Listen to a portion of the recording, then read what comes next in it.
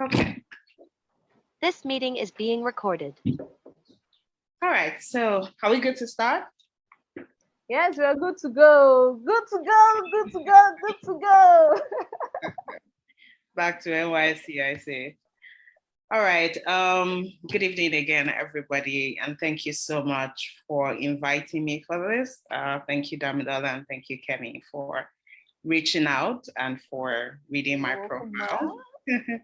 Like Kemi said, I am a communications specialist. I've worked in communications for about 9 years now. I was actually counting the years tonight. But technically, I have about 13 years work experience because I started working at 19 when I was still an undergraduate at the University of Ibadan. Yeah, so I got my first job at 19. I was in 300 level at UI, and I was one of the radio presenters, Diamond FM UI. So yeah, and over the years, I've worked in about 10 organizations. That is crazy to think about. But for someone with just about 9 years of experience, it's interesting that I've worked in about 10 organizations so far in my career. And so I'm excited. And well, I brought all of that to say that, well, I've been a new person at an organization. I've been at this stage, the stage where, you're done with school and you're like, okay, what's going to happen? And then you get the job and you're like, oh my goodness, how do I hold on to this job? I've been there, and I've also seen a lot of younger people in that position. I mean, I see them right now in my office. I see a lot of interns, right? And I'm wondering who's going to make it, who's going to be, who's going to be retained after NYSC. And so this, I kind of understand how important a night like tonight is. So I just wanted to lay that foundation. So I'm talking to you tonight on the topic, how to stay ahead in a rapidly changing job market. I sort of put the picture so you get an idea, someone looking out to the future as a grad student and somebody now in the room who is all excited, to be in the world of work, finally. Okay, so I want to tell you a quick story. If you look at that picture closely, I'm one of the three people sitting down. I'm right in the middle of two people. The person on the left, the man on the left, his name was Kunle Olaifa. He died too young, but he was my first boss right out of NYSC when I worked at this organization called Career Solutions Africa. And the person on the right, her name is Simi Lawe. She was the one who made that job happen for me. So I met Simi when I was in 400 level. And she, at the time, she was studying in the USA. And I think she had come in, her parents lived in Ibadan. And she came in then and she said she wanted to interview a student, a student who was doing good stuff, amazing work. And somebody recommended me. That's the first thing I want you to know. The question is why? But let's not go into that. But somebody recommended me to her, and then I met up with her and she interviewed me, and that interview was on a global platform, right? I don't know if anybody has heard of World Pulse, but it was on that platform that she had posted the interview. And, it sort of went a little viral for that period of time. And it was interesting to see. But what's even more interesting was that after that, I kept in touch with Simi, which is the first point I'm hoping you're going to note tonight, the importance of relationships. I kept in touch with Simi, right? So I finished UI, I went to NYSC, and from time to time, we'll check up on each other on Facebook and say, hey, how are you doing? What's going on with you? And then sometime during my NYSC, she reached out to me and she said, oh, by the way, I'm moving back to Nigeria. There is this organization that is starting up, and I think you should come in as well. It would be good to work together. I think you're amazing. Come work with us. So basically, she headhunted me during NYSC.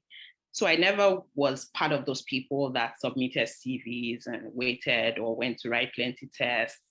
I feel very privileged and very lucky that she found me and decided to refer me. And so I had a chat with Kunle, who was the CEO at the time.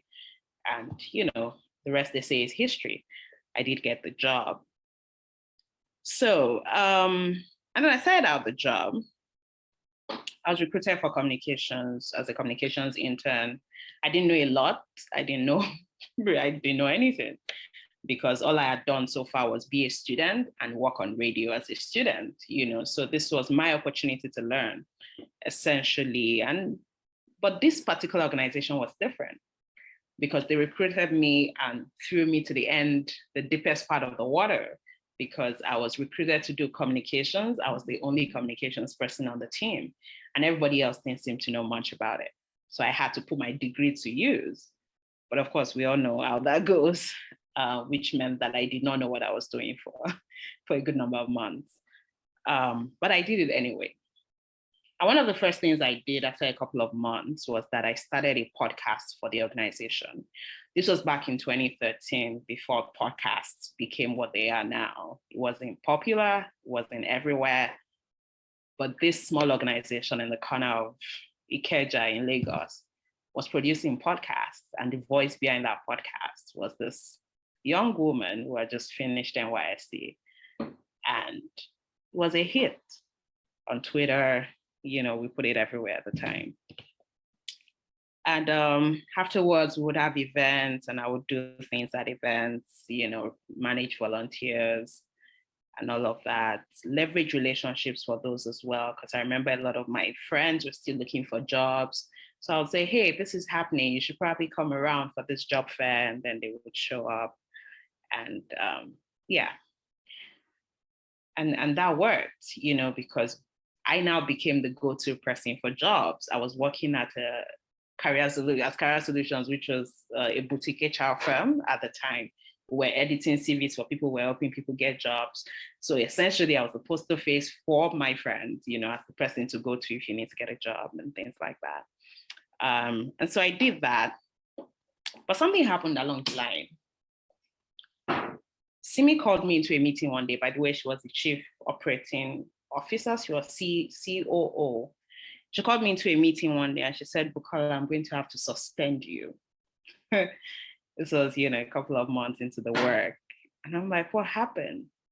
She said, you're not delivering as much as we expect as an organization. And she suspended me. But what happened next is what I need you to pay attention to. First of all, I accepted the suspension because I evaluated what she said, and it made sense to me that the suspension was justified. And it's for a simple reason. I was working and I was working hard, but I did not have a lot of outputs, right? Which is something you need to keep in mind. I'll talk a little bit more about that later, but keep that in mind as you are starting work. It's not about the motions. It's not about coming to work. It's not even about just being early, being the first person and being the last person. It's about output. If I employ you to do X, Y, Z, if you like, be doing gymnastics every morning and be dancing in front of my office. At the end of the day, I'm going to ask you for the X, Y, Z I employed you for. And if you cannot produce it, I don't care what you're doing. All I know is that you have not done what I employed you to do. Right. So don't forget, I was doing podcasts, I was doing, but when it came down to it, I did not, in certain aspects of the contracts, which I can't go into right now, but I wasn't meeting up to expectations and I got suspended. So on the one hand, I accepted it. On the other hand, I knew that the relationship I had with Simi was very important, right? And so I did not just say, oh, that's it. I did not close that door. I did not slam it on their faces. As a matter of fact, Simi remained my friend, even while I was on suspension, right? We would still meet up sometimes, and hang out or something, or she would invite me for something. Because for some reason, I was able to see that this relationship was going to extend beyond this one job. And I needed to protect that at all costs. So that decision wasn't a personal decision, it was an organization decision. So I had to separate both. I'm telling you this so that you keep in mind that some things will happen when you start working. Don't take everything personally, right? A boss can fire you and at night call you and transfer money to you, because it could fire you in the position of boss to employee or something, but you could be like a valuable abro to him that he actually loves. But if you're not doing your job, no matter how much he loves you, it could, there'll be repercussions for that. So anyway, so I understand, I understood the importance of relationships. And because of that, I kept in touch. And eventually, the suspension time was over. I went back to work. I think we did an amazing job fair after that. And not long after, I decided to leave the organization altogether because I wanted to go back to my first love, which is broadcasting. And I did that, and the rest is history. So I wanted to start with that story. In a nutshell, oh my goodness, is my time up? I'm looking at the time. I feel like my time is up. Hi. Oh, Lord. Can you guys hear me? I can hear you. Your time is not up. How many more minutes do I have?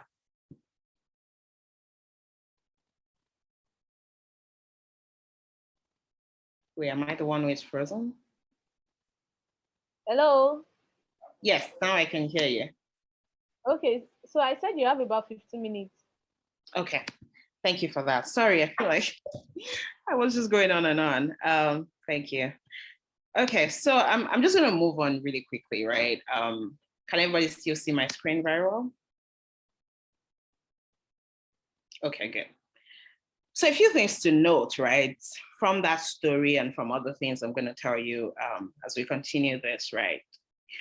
I want you to remember this when you leave here tonight. Become RAD, right? RAD can mean so many things. In this case, it's an acronym for something, but as a word in itself, I put it under there. This is also a slang for an excellent person or thing. So I want that to ring in your head. I need to be a RAD person. I want to be RAD, right? But in this case, right, I've used this as an acronym. R stands for resourceful. Okay, I'm actually in communication, so I should pronounce better. Resourceful. A stands for adaptable. D stands for dependable. So let's get into it very quickly. Do not have a lot of time. So being resourceful, what does that mean? And I'll take a little bit from my story, right? Remember, I told you I got into this organization. I did not know what I was doing. I had to learn on the job.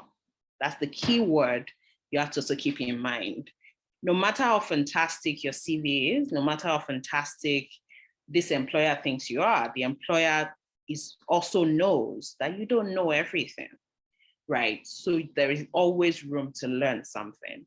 But back to being resourceful, right? You have to start with what you have.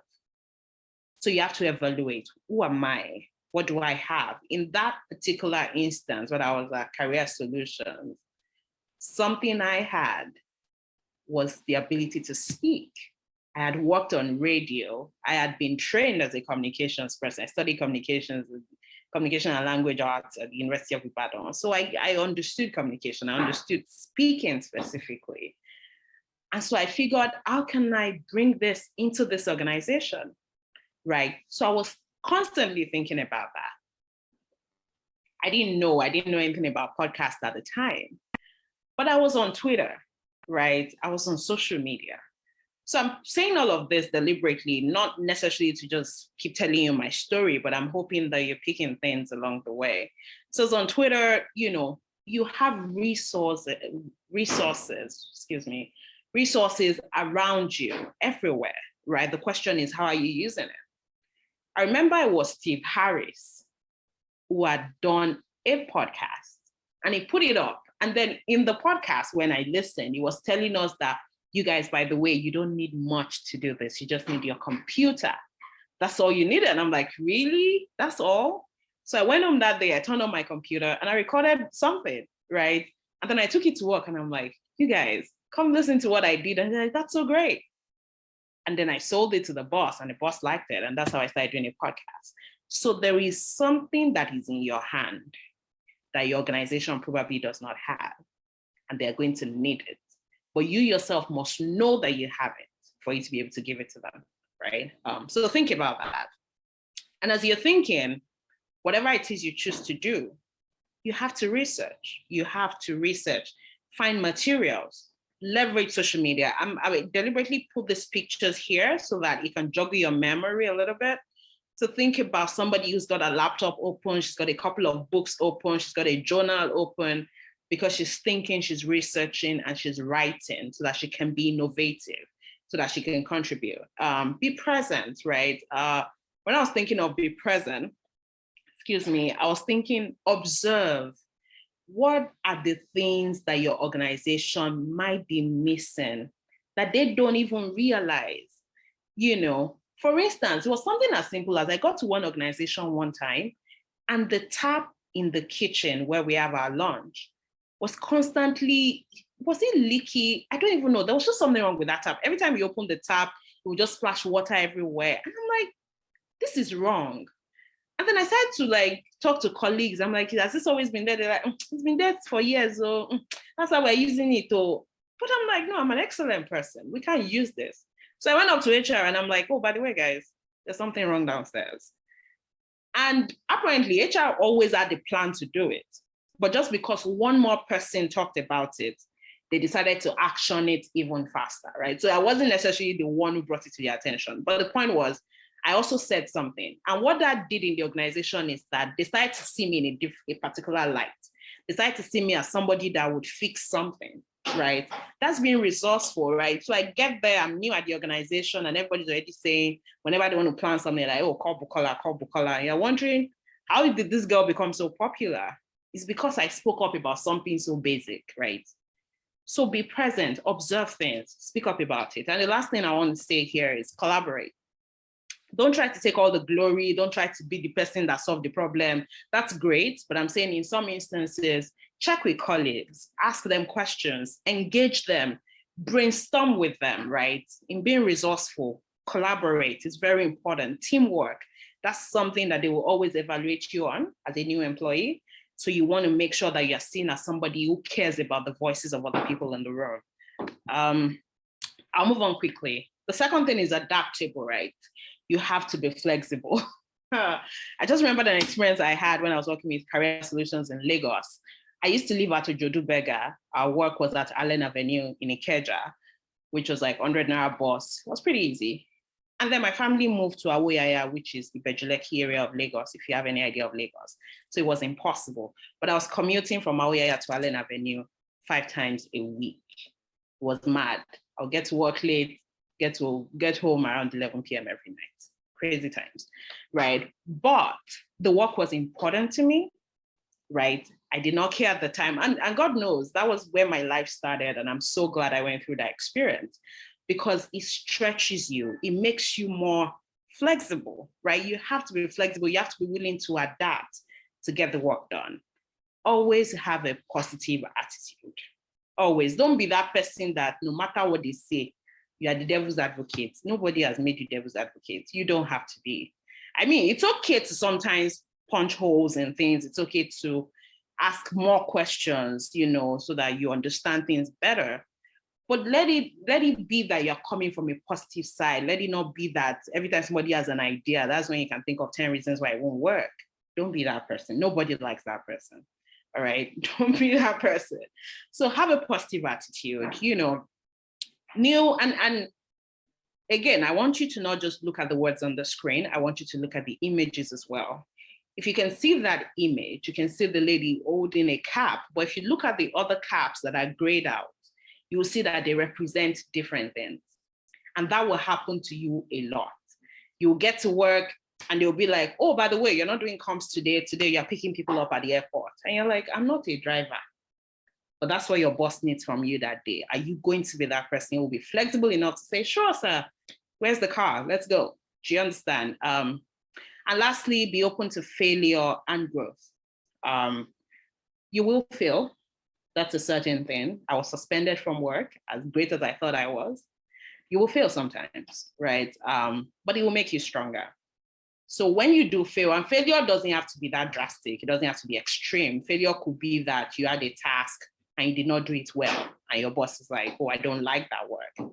Don't take it too personally. Understand that, sometimes we try and we just don't hit the mark, right?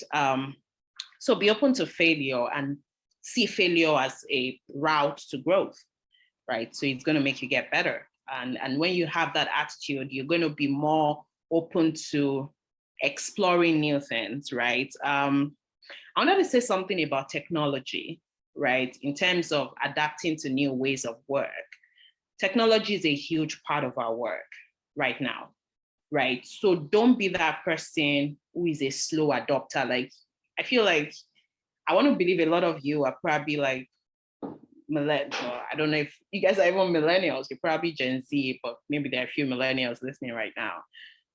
Your generation simply has no excuse, right? And technology is not being able to use Twitter or Facebook. That's not what I'm talking about. I'm talking about how are you using technology to improve your work?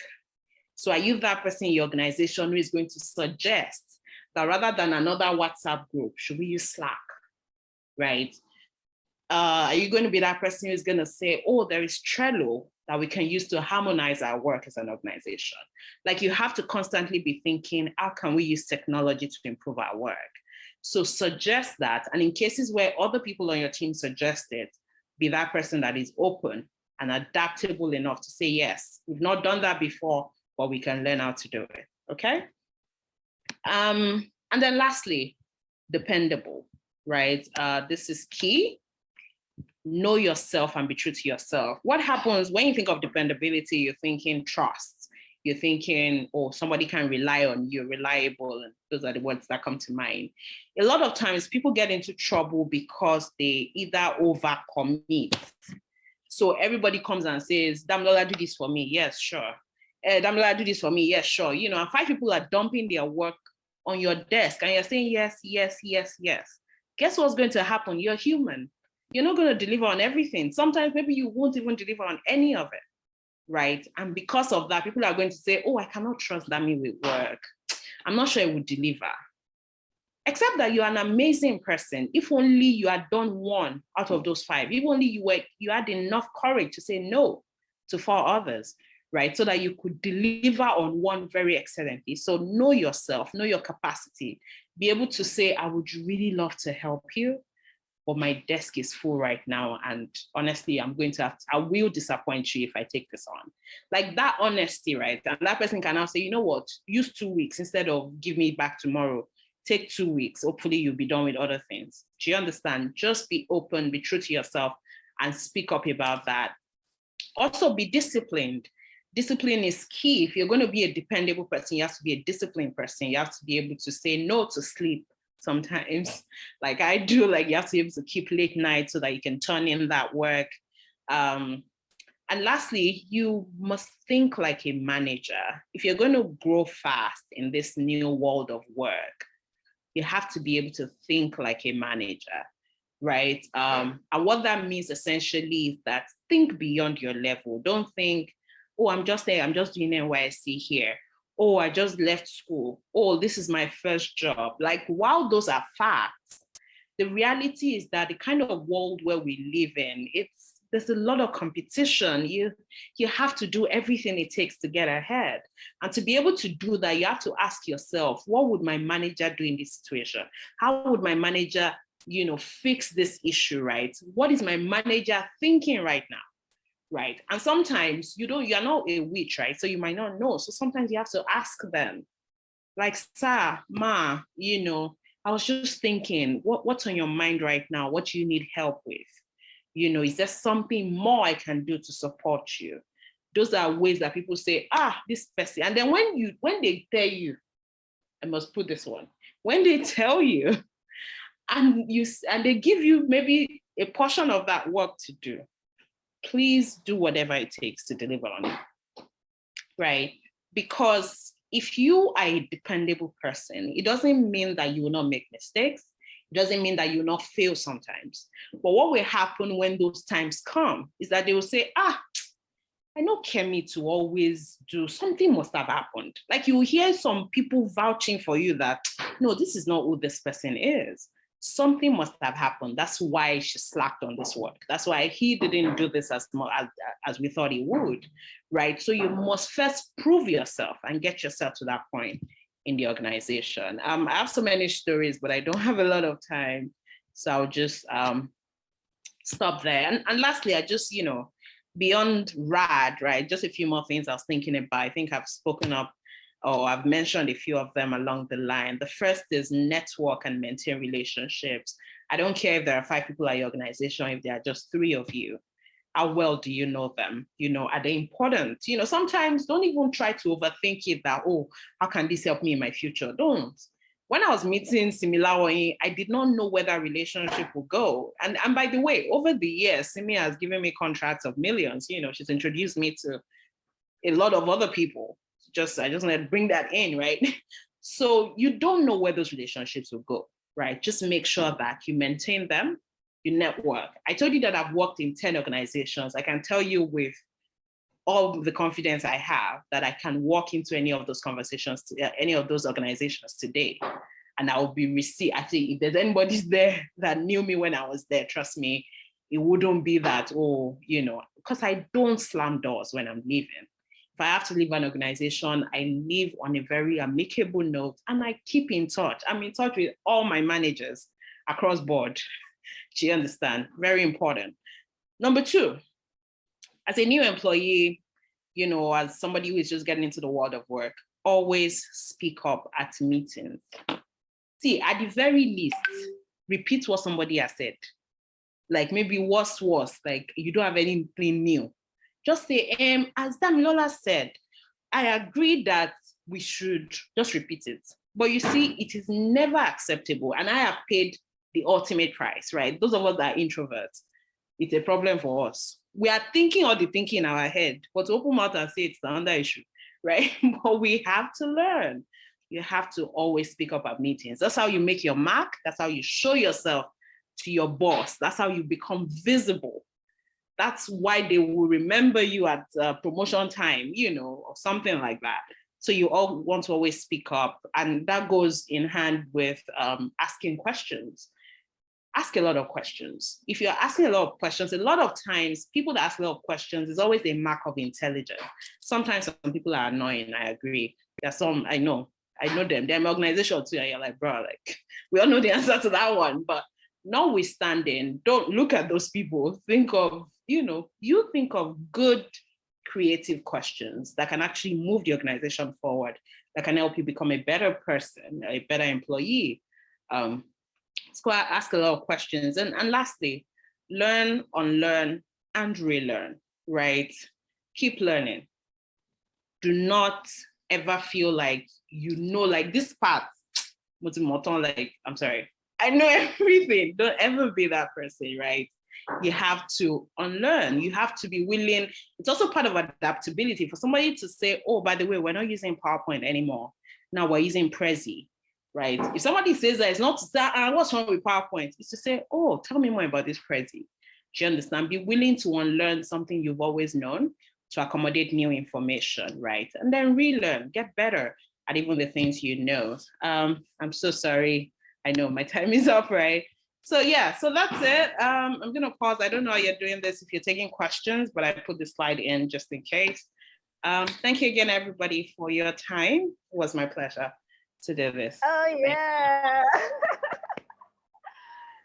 Yeah, so amazing. Like I have a lot, and I really think I need time to go back and consume all these things that you just dropped here.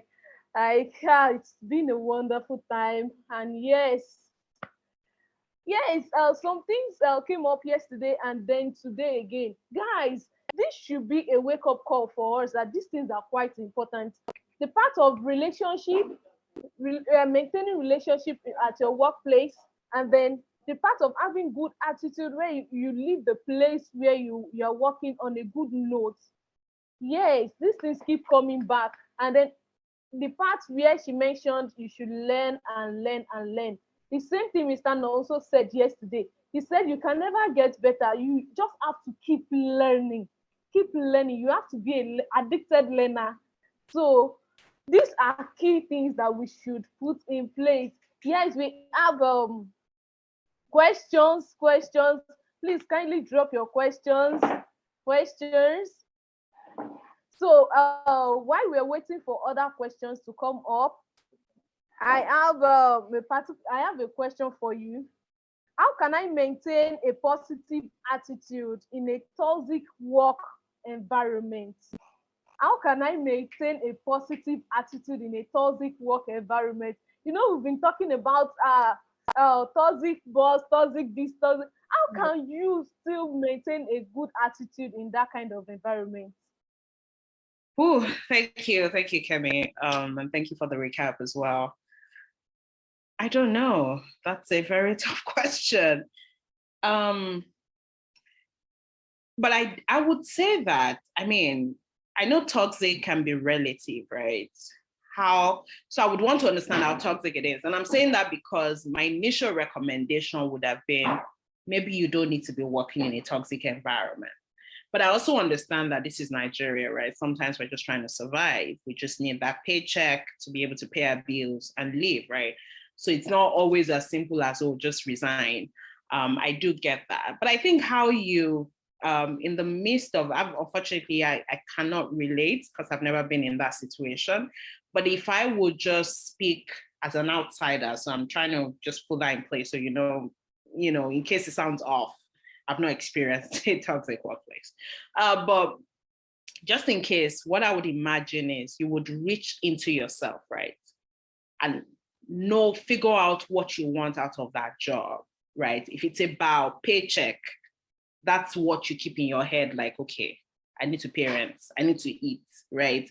And this is what, so you have to find other sources of joy from inside, right? And while you're doing that, you're thinking about the goal. So I would imagine that even if you're there for just the money, you have to start planning your exit, right? So how many hours are you spending to apply for jobs when you're not at work? By the way, it's not good to do it at work, just saying. So how many hours, right? So you have to, I think that nobody should, you should call out your boss, you should call out your organization.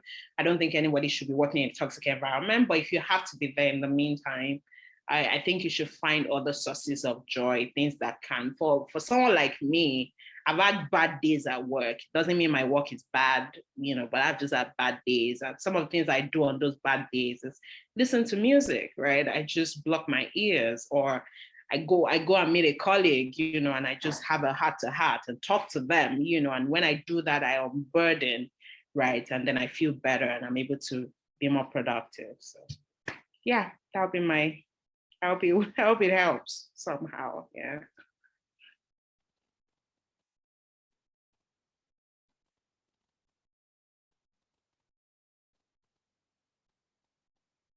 Hi, can anyone hear me?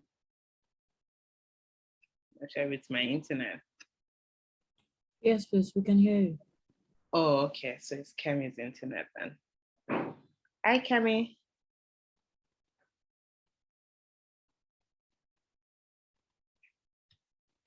Okay, I think I'm just gonna skip over to the next slide for those who might be interested in staying in touch. So feel free to reach out.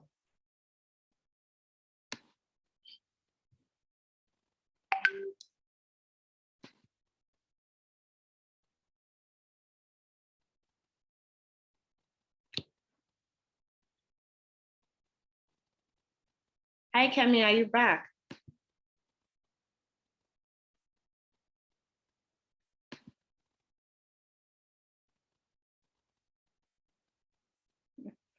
Thank you, Josephine. I see your message.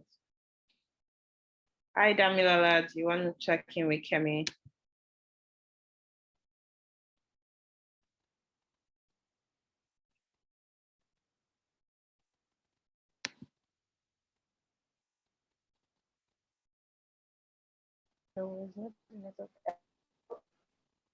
Hello, can you hear me now? Yes, I can. Okay, thank you very much. So I picked something before the network yanked me off. So I think the part where you said we should while you're working at a toxic place of toxic environment, you should be on the lookout for a better offer because it's not really a good place to be. Yes. So somebody sent a question and I'm going to read it. So says it's a known fact that technological advancement is revolutionizing communications practice. How can one stay up to date with the latest industry trends and insights? I think this All right. person is a communicator or something. All right, thank you. And that's it. That's a fantastic question. And I think the person who asked the question already knows the answer because the answer is in the question, which is that you have to stay on top of those trends, right? So you're already aware that things are changing, right? Back in the day, people would ask me, what does a communications person do? It's not that you people just talk. Like nobody really understood the field of communications. But then COVID happened and everybody wanted to hire a communications person in the organization because all of a sudden they cannot do a lot of the things they were doing before because they had to be home. And now they needed somebody to help them tell their stories, right? And so communications became a hit. And, till now, everybody's still like, oh my gosh, when it comes first in my organization, my current organization, I was the first communications person that they've ever hired on a project. And then we started to do some things. We put out some things, newsletters. All of a sudden, everybody's like, we need comms on our team. Just, it's always hilarious. But anyway, like I said, the answer is in the question. You need to keep asking yourself, what's new? What's changing, right? So you have to bookmark those websites, right? There's something I do as well as practice. I'm not always looking for a job, but I always look for jobs, if that makes sense. And what that means is that I go on job sites, especially like the kind of organizations where I would like to work or the kind of organizations I look up to, like the World Bank, IFC, and multilateral institutions, NGOs, that's my space. So anyway, I look at the jobs that they are putting out in communications, and I'm looking at what they are asking for, right? Because that helps me know, now I'm seeing a lot of, they're asking more of communications people, right? So beyond just, can you write a press release? Or can you host a podcast? Or can you do this or that? Now they're asking about data analytics. They're asking if you can manage databases, right? So they're asking a little bit more. So it would be smart of me seeing that to say, that's a skill I need to acquire, right? Or sometimes you can decide that you don't want the skill, but you have to be aware that it's something that's required. So it means that means you don't want the organization that is asking for such skills, something like that. So essentially stay on top of it, bookmark those tabs, go there often, talk to people, right? That's also something that I do out of practice, right? From time to time on Instagram, I have people I look up to, comms directors and like different organizations, and just chat them up and say, hey, how's it going? I saw this thing that you posted. I was just hoping, if we could talk more about it, engage with people. So those are ways to stay on top of it and to keep learning. So you just have to be a learner and you have to be a curious person. You have to be very curious. Yeah, that's how you stay on top of it. All right, over. Ooh, thank you very much, Ma. In fact, you've done justice to this topic, and thankfully it's been recorded, so we can always listen to it and listen to it again, over and over again. Thank you very much, Ma. Thank you for your time. So right now we'll be going